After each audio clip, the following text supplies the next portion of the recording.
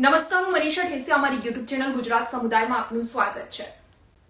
વિધવા મહિલા પેન્શન યોજના એ વિધવાઓ માટેની એક મહત્વપૂર્ણ યોજનાઓ છે અને જેનાથી વિધવા મહિલાઓને આર્થિક મદદ મળી રહે, પરંતુ આ વિધવા મહિલાઓને આ પેન્શન યોજનાનો લાભ લેવા માટે ક્યાંક પારાવાર મુશ્કેલીનો સામનો કરવો પડે છે અને છતાં પણ સંબંધિત અધિકારીઓ કે સરકારને આ બાબતનો સહેજ પણ અંદાજ નથી। સૌથી પહેલા તો સૌથી મોટી સમસ્યા એ છે કે મહિલાઓ માટે દસ્તાવેજ એકત્રિત કરવા, કારણ કે જે દસ્તાવેજી પુરાવા છે અરજી માટે જે જરૂરી છે એમાં મરણનું પ્રમાણપત્ર હોય, બેંક અકાઉન્ટ ડિટેલ્સ હોય, આધાર કાર્ડ હોય કે પછી રહેણાંકનો પુરાવો હોય, આ તમામ દસ્તાવેજી પુરાવા ક્યાંક અધૂરા હોય છે અથવા તો ન મળી શકવાના કારણે અરજી રદ થતી હોય છે અને જેના કારણે વિધવા મહિલાઓને વારંવાર ધક્કા ખાવા પડતા હોય છે। આ ઉપરાંત ઓનલાઈન અને ઓફલાઈન પ્રક્રિયામાં પણ ખૂબ લાંબો સમય વીતી જતો હોય છે। દસ્તાવેજી પુરાવા એકત્રિત કરી જ્યારે કોઈ કચેરી સુધી મહિલાઓ જાય છે તો ત્યાં લાંબી લાઈનમાં ઉભું રહેવું પડે છે અથવા કોઈ દસ્તાવેજી પુરાવા ઘટતા હોય છે અથવા અરજી ન થઈ શકવાના કારણે વારંવાર મહિલાઓને આવી કચેરીઓના ધક્કા ખાવા પડતા હોય છે। જ્યારે ઓનલાઈન અરજીની વાત કરીએ તો આપણે ત્યાં સર્વર ડાઉન થવું કે પછી ઇન્ટરનેટ ન ચાલતા હોવાની સમસ્યા પણ ઊભી જ હોય છે। તો ઘણી વિધવા મહિલાઓને ડિજિટલ પ્રોસેસની સમજણ ઓછી હોવાના કારણે ઓફલાઈન પદ્ધતિ પર આધાર રાખે છે અને જે ખૂબ જ મુશ્કેલ બની જતી હોય છે। અલબત્ત આ વિધવા બહેનોની મદદ માટે જ અધિકારીઓની નિમણૂક કરવામાં આવતી હોય છે, પરંતુ આપણે ત્યાં અમુક અધિકારીઓ અને કર્મચારીઓ અસહિષ્ણુ હોવાના કારણે વિધવા મહિલાઓને કચેરીઓમાં ખાસ કોઈ મદદ નથી મળતી। તો કેટલીક વખત અરજદાર મહિલાઓને સરકારી કર્મચારીઓ કે અધિકારીઓ તરફથી યોગ્ય માર્ગદર્શન કે સલાહ પણ નથી મળતી અને ઘણી વખત ક્યાંક લાંચ લેવાની પદ્ધતિ પણ જોવા મળતી હોય છે અને જેના કારણે ઘણીવાર આવી મહિલાઓ છે જે પોતાને હક મળે છે, જે યોજનાઓ થકી તેમને આર્થિક લાભ મળે છે તેનાથી વંચિત રહેતી હોય છે।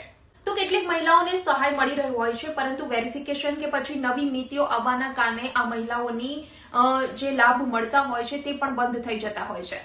પરંતુ અહીં ખૂબીની વાત તો એ છે કે અચાનક મળતા લાભ બંધ થઈ જવા પાછળ કે પેન્શન બંધ થઈ જવા પાછળ કોઈ સ્પષ્ટ કારણ પણ દર્શાવવામાં નથી આવતું। દુનિયા આખી ડિજિટલાઇઝેશન તરફ પ્રગતિ કરી રહી છે, તો બીજી તરફ ગુજરાતની વિધવા મહિલાઓ માટે કોઈ ખાસ એપ્લિકેશન, વોટ્સએપ નંબર કે વેબસાઇટનો પણ અભાવ જોવા મળી રહ્યો છે।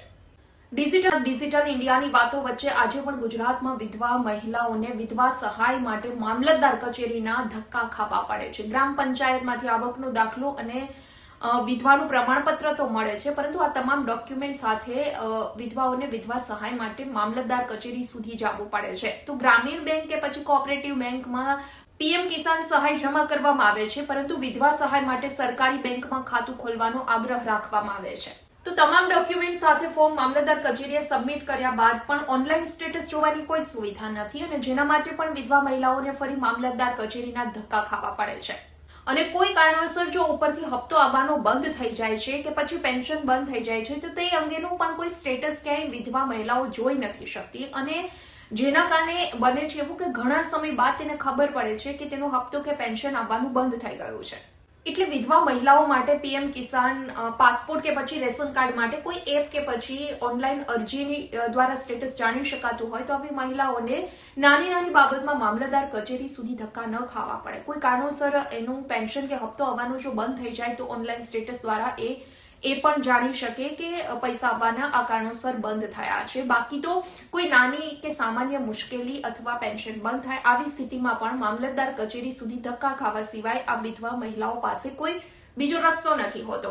એટલે એવું કહી શકાય કે ડિજિટલ ગુજરાત, ડિજિટલ ઇન્ડિયાની વાતો વચ્ચે આજે પણ ગુજરાતમાં વિધવા મહિલાઓ ઘણી બધી વખત હેરાન થાય છે। એ પછી ડોક્યુમેન્ટના કારણે કોઈ હેરાન થતા હોય, દસ્તાવેજી પુરાવા ઘટતા હોય, મોડા મળતા હોય કે પછી ઓનલાઈન અરજીમાં કોઈ મુશ્કેલી આવતી હોય, ઓફલાઈન અરજીમાં વારંવાર કચેરીએ ધક્કા ખાવા પડતા હોય છે। આ તમામ મુશ્કેલીનો સામનો વિધવા મહિલાઓ કરી રહી છે અને ખાસ કરી જે પણ અધિકારીઓ, જે પણ કર્મચારીઓની આ યોજના માટે નિમણૂક કરવામાં આવી છે, આવા કર્મચારીઓ, આવા અધિકારીઓ પણ જો આવી વિધવા બહેનોને થોડી સહાય, થોડું માર્ગદર્શન પૂરું પાડે તો ક્યાંક તેમને મદદ મળી શકે અને એની હેરાનગતિ ઓછી થાય। વિડીયો પસંદ આવ્યો હોય તો લાઇક એન્ડ શેર કરવાનું ભૂલશો નહીં અને ખાસ અમારી ચેનલ ગુજરાત સમુદાયને આપ સબસ્ક્રાઇબ કરી લેશો। આવતીકાલે કોઈ નવા ટોપિક પર ચર્ચા કરીએ।